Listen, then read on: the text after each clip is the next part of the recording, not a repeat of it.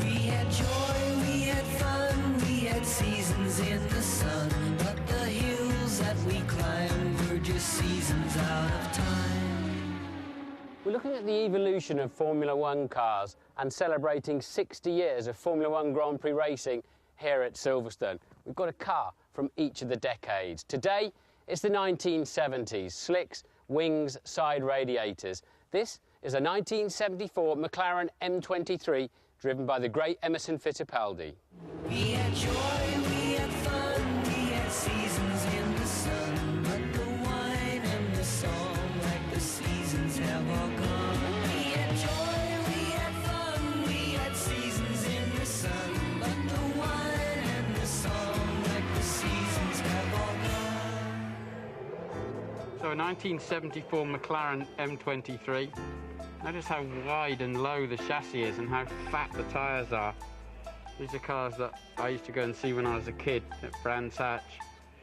I don't feel unduly secure in it because it's a very, very low tub. I've got an upper body panel here, but if I move the panel with me, and you can see where it's broken, where its driver's shoulders have tweaked it. But it's got a great Cosworth engine in it, 5-speed box.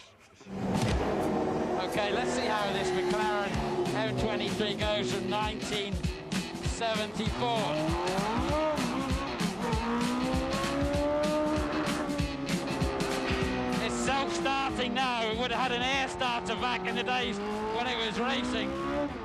It immediately gives me a good feeling that it's going to do roughly what I want to do, not altogether what it wants to do. Let's send it into Beckett.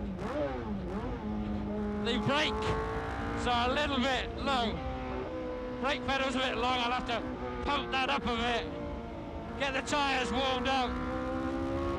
We can use 10,000 revs in it. It's very wide across the gearbox gate. Up to about 160 miles an hour. We're just hitting the limiter in top. Launch it into stow. Sort of looking through that plastic piece. I really like this car already. It's doing just what I wanted to do. Turns in, engine delivery is good. It sticks its back end out a little bit, but climbing up to Abbey. Did the brakes a bit of squeeze.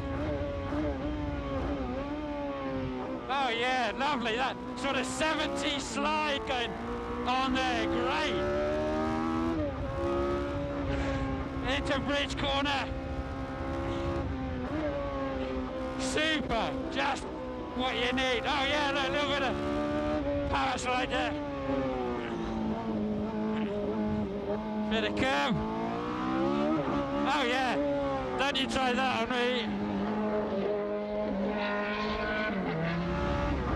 I can see why this car won 16 races and 2 world championships.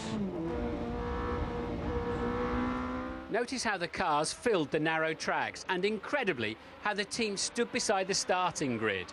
This was the era of the likes of Hunt, Lauda, Peterson and Scheckter. Driver deaths remained all too frequent. The ground effect cars would follow by 1978. Meanwhile, Emerson Fittipaldi took his second world championship with this car.